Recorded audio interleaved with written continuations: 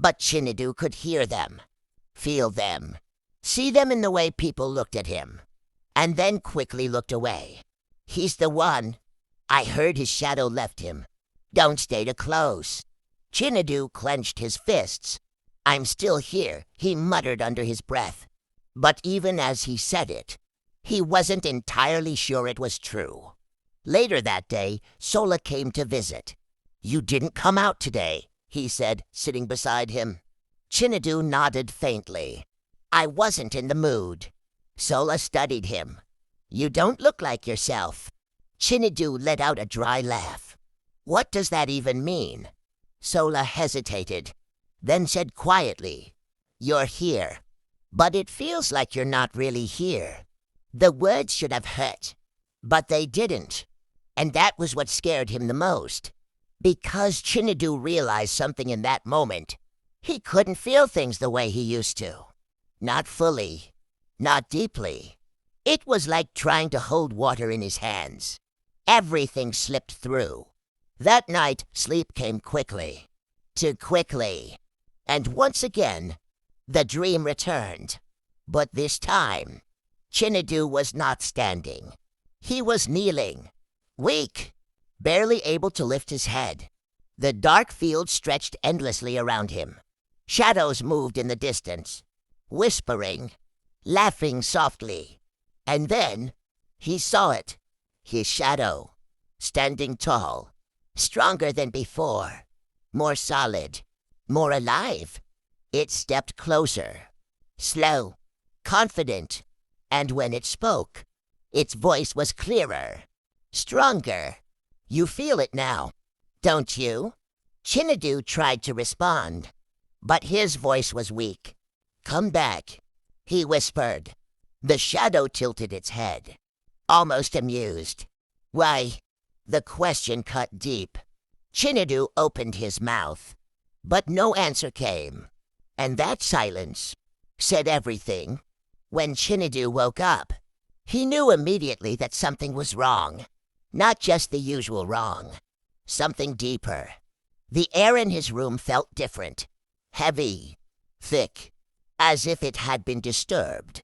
Slowly, he turned his head toward the corner of the room, and for a brief moment, he saw it. A shadow, but not his. It was pressed against the wall, still, watching. Chinadu blinked, and it was gone. That evening, something unusual happened. People began closing their doors earlier than usual.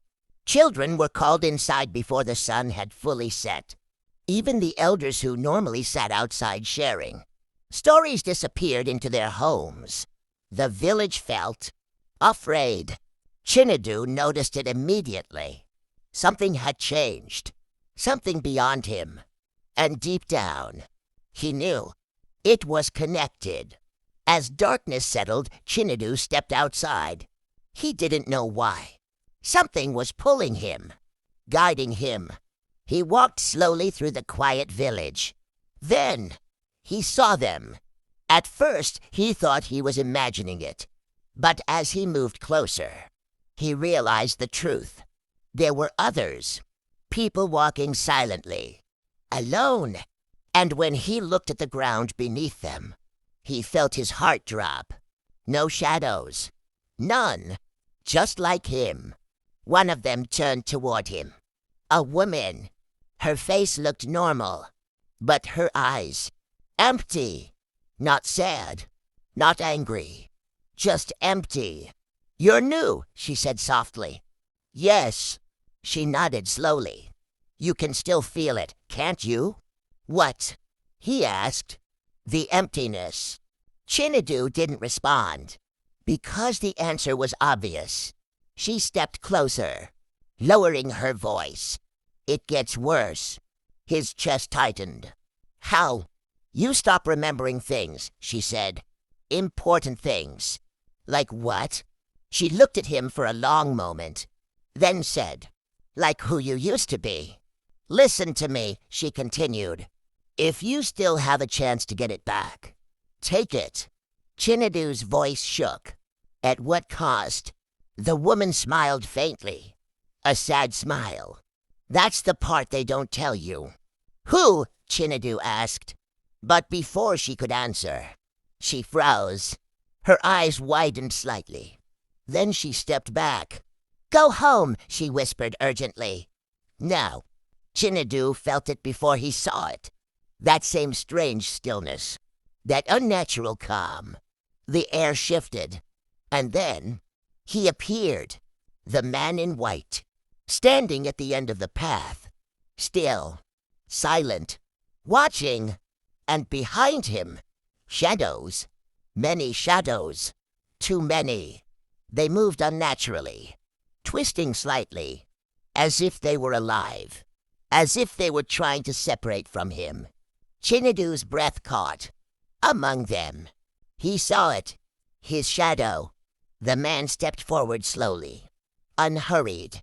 Certain. You came looking for something, he said. His voice was calm. Smooth. But carried something ancient. Chinadu's fists clenched. You took it. The man tilted his head. No, he said. I was chosen. The words hit harder than expected. Chinadu's voice cracked. It belongs to me. The man smiled slightly. Does it? Silence. Heavy. Uncomfortable. Because deep down, Chinadu wasn't sure anymore. The man took another step closer. You want it back, he said. It wasn't a question. Chinadu nodded slowly.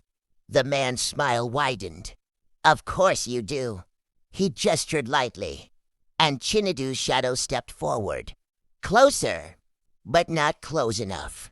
You can have it, the man said. Hope flickered. But then, for a price. What kind of price? Chinadu asked. The man's eyes locked onto his. Sharp, piercing. Something that belongs to you, he said. Something of equal value. Chinadu's mind raced. My money. The man laughed softly. No, my belongings. Now, the man stepped closer. Now only a few feet away. It must be something tied to your essence. Chinadu felt fear rise in his chest. What does that mean? The man leaned in slightly and whispered, a memory. There are things we think we can give away until we are asked to choose them. Not objects, not money, but pieces of ourselves. Memories are not just moments. They are who we are. And once they are gone, you don't just forget them. You lose the version of yourself that lived them. Chinadu stood frozen. A memory. He repeated slowly. The man in white nodded. Yes. Chinadu's mind raced. Out of all the things he expected, this was not one of them. You want me to forget something? He asked. The man smiled faintly. No, he said. I want you to give it. The difference settled heavily in Chinadu's chest. Forgetting was accidental. This was deliberate. What happens if I give you one? Chinadu asked carefully. The man's expression remained calm. You will lose it, he said simply. Completely. You will not remember it. You will not feel it. It will no longer exist. Within you. Chinadu swallowed. And then I get my shadow back. The man nodded. If the exchange is accepted. Chinadu's brows furrowed. What do you mean? Accepted. The man's gaze shifted slightly. Toward the shadow behind him. It must agree. Chinadu slowly turned his eyes toward it. His shadow. Standing there. Watching. Waiting. It felt strange. Looking at something that had once been a part of him. Now standing apart from him. Like a stranger. Like something that knew him. Better than he knew himself. What if it refuses? Chinadu asked quietly. The man's voice was calm. Then you will lose the memory. And still remain incomplete. A sharp silence followed. That was the real danger. This was not a fair exchange. It was a gamble. Choose, the man said. And suddenly, Chinadu's mind filled with memories. Not one, not two, but many, flashing through him like light. His childhood laughter, running barefoot with Sola, his mother's voice calling him inside at dusk, the day his father taught him how to climb a tree. Moments he had never thought about deeply, but now they felt priceless. He clenched his fists. "I can't," he whispered. The man said nothing. He simply waited, because he knew. Time was not on Chinadu's side. Then one memory came forward. Clear, strong. It was a small one. Or at least, it seemed small. Chinadu remembered sitting beside his mother as a child. She was telling him a story. Her voice soft, calm, safe. He could still hear it, still feel the warmth of that moment. "That one," he said quietly. The man tilted his head. "Are you sure?" Chinadu hesitated, then shook his head quickly. "No, not that one." Because as small as it seemed, it was not small. It was comfort. It was love. Another memory surfaced. This one was different. It was the day his father fell ill. The fear, the confusion, the helplessness.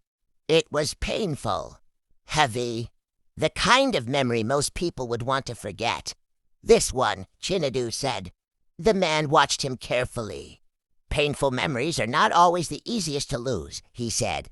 Chinadu frowned. "Why?" "Because they shape you more than you realize." Chinadu hesitated again. His chest tightened. Even pain was a part of him. "You are running out of time," the man said calmly. Chinadu's heart pounded. "What happens if I don't choose?" he asked.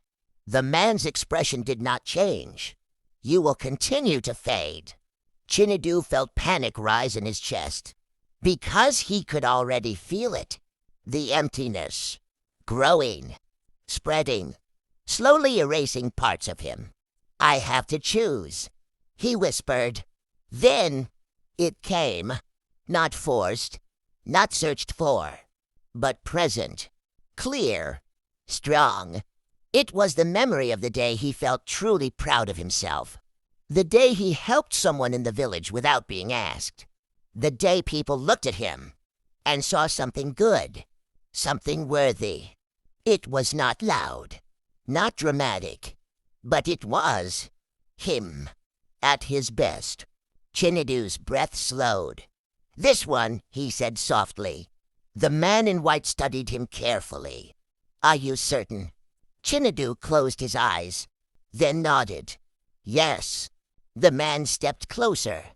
"Understand this," he said.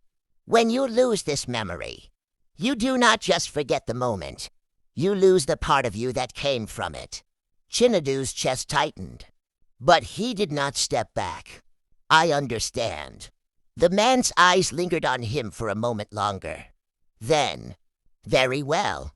The air shifted, just like before. Heavy, still. The shadows behind the man began to move. Slowly, stretching, whispering faintly. Chinadu felt something inside him. Stir, then pull, like a thread being gently drawn out. His breath hitched. "What's happening?" he whispered. The man's voice was calm. "Your memory is being separated." Chinadu clutched his chest. It didn't hurt, not physically, but something was leaving.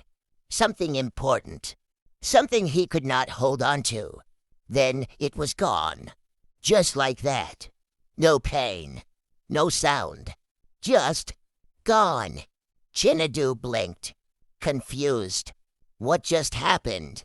he asked. The man didn't answer. Instead, he looked toward the shadow, waiting. The shadow moved. Slowly, it stepped forward, closer to Chinadu, closer than before. For a moment, hope rose. Maybe this worked. Maybe it would come back. Chinadu held his breath. But then, The shadow stopped. It tilted its head, studying him, as if searching for something that was no longer there. And in that moment, Chinadu felt it, a gap inside him, a missing piece. He didn't know what it was, but he knew something was wrong. The shadow took a step back, away from him, returning to the man. Chinadu's heart dropped. "No," he whispered. "No, I did it. I gave it."